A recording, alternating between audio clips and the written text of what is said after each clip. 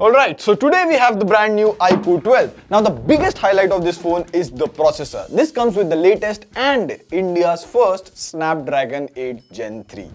And not just this, the iQOO 12 has 4 features and all of that which I'm pretty sure you will see in other flagships in 2024, which makes this iQOO 12 a very interesting phone. So let's just jump right into the video. Alright, so you get this black box, but this time they have this reflective material. Depending on the reflection of the light, the blue light dances around on the box. That's nice. And you get this BMW branding here if it only came with the car.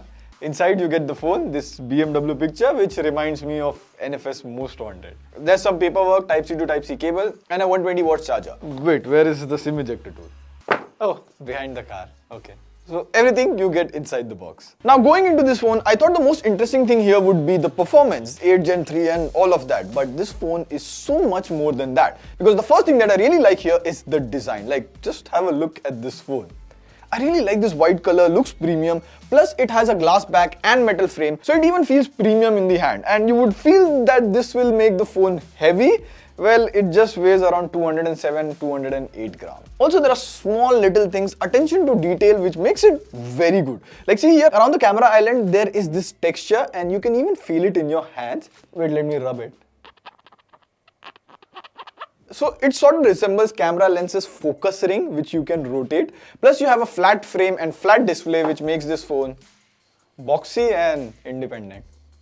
And this is very subjective. Sayan likes curved phones, I prefer boxy phones. Let us know which one you like in the comment section below. And speaking of the display, watching movies and videos on this is a really good experience. Like, see, I'll play the trailer of Donkey on it. The color, sharpness and everything here is pretty good. So you're getting a 6.78 inch 1.5K 144Hz AMOLED display. Now by default it comes set to the higher 1.5K resolution, but you can change it back to Full HD. That should save more battery. Plus see here, if I'm not doing anything, the refresh rate is stuck at 1 Hz, and if I start scrolling, it goes to 120 Hz, and at times it even hits 144 Hz. Now this variable refresh rate helps save battery, and this is an LTPO3 panel. Also this has a peak brightness of 3000 nits, which you can get if you're watching HDR content. This high brightness nits is a trend I feel every flagship will follow in 2024.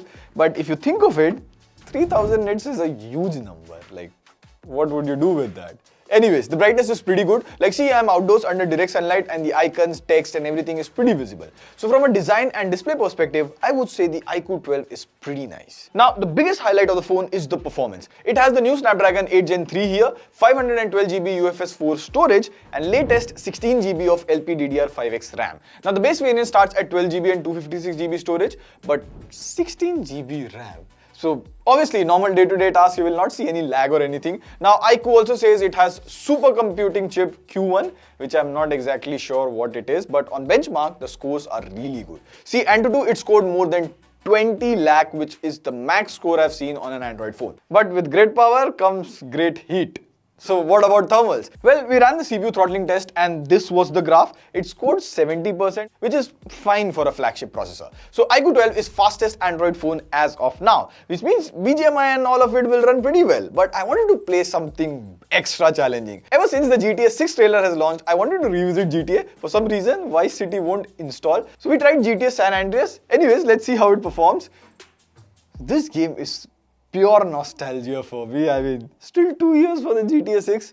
Besides this, you also get additional gaming feature here like super resolution, frame interpolation and all of that. So here's how game frame interpolation works. So now in BGMI, natively the game supports 90 FPS at smooth graphics. Now I'll get inside the game. So now this is natively running at 90 FPS. But now I go into game frame interpolation and I turn on frame boost. So now it is running smoothly at about 144 FPS.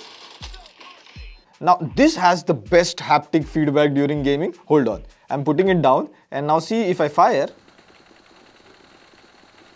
And since we are on the subject of software, well, this is the only phone other than Pixel 8 to come with Android 14. It's good to see that phones have started to come out with Android 14 right off the box. Plus, it will get 3 years of Android updates and 4 years of security patches, which is nice. Now, this comes with FunTouch OS 14, which for the most part is fine. Like, see, the animations are fluid. And then you have the sidebar. You can do split screen with apps easily. And my favorite, you can do call recording without announcement. Plus, before this phone came out, iQOO promised that it will have less bloatware and no hot games or hot apps, Good news, iQOO kept their promise. There are no hot apps or hot games. That being said, you do get to see few pre-installed apps like Facebook, Snapchat, Netflix, PhonePe and all of that. You can uninstall them, which is pretty good to see for the most part. However, we just noticed if you swipe down from the home screen, you have app recommendations like Teen Patti, Winzo and all of that. Now for a flagship phone, that could have been better. Maybe iQOO can fix this with an update. Now, one aspect of the phone that took me by surprise was the camera. Like last year, iQOO 11's camera was okay, but this year they have doubled down on the camera. Like you get a 50 megapixel main camera, but the telephoto lens has been upgraded from 13 megapixel to 64 megapixel, and the ultra wide angle lens has been upgraded from 8 megapixel to 50 megapixel. Now, this results in good pictures. Like see, in general daytime shots, the pictures from the main camera are good. Photos are sharp, even colors are nice. Now, in indoor lighting, I would say the pictures are pretty nice. Like the skin tone and all, they're very close to natural. That is pretty good coming from an iQOO phone. The only thing I would say that can be improved in the main camera is HDR. Like it is good, but it can be better. See this picture we clicked on the main camera and ultra wide angle. Ultra wide angle has better HDR. Now these are small things and can be fixed with a software update. Speaking of which, here's something interesting in the camera app. See, you have three types. There is natural, textured and vivid. And we took the same picture in all the three modes. I would say I really like the natural one. Which one did you prefer? Plus you also get these cool modes here. My favorite thing is long exposure mode. You can take these light trail shots of traffic at night and the pictures come out so beautiful. So elegant, just looking like wow. Bruh. It's so sorry.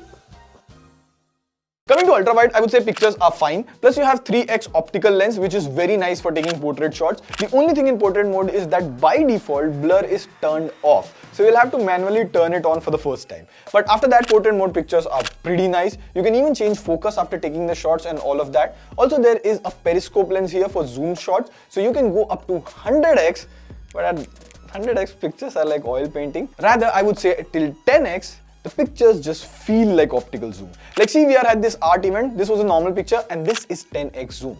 Zoom picture quality is pretty good. And now this is one trend that you will see in 2024. Lossless digital zoom. And I love it. Coming to the front, you get a 16 megapixel selfie camera which takes decent photos to skin tone, HDR and everything is fine. In videos, it can technically max out at 8K 30 FPS, but stabilization and all is better in 4K 30 or 60 FPS. And again, video quality is fine-ish, not too good, not too bad. The only issue I have with this is the front video, like it cannot do 4K in selfie video. I mean, come on. Phones are now gonna come with AI inside and this doesn't have 4K selfie. But overall, I would say the camera performance here is really good. Besides this, you get a 5000 mAh battery, so under normal usage, it easily lasts one full day. Plus, it can fast charge at 120 watts. Charger is included in the box, so that's the important thing. By the way, you get NFC and all the necessary sensors. That being said, it has an IP64 rating, meaning it can handle splashes of water and all of that. You cannot dip in water. I believe IP68 would have been better. Plus, there is no wireless charging or reverse wireless charging. So we just got to know the pricing of iQOO 12. It would be around 50,000 rupees with bank offers and all of that stuff.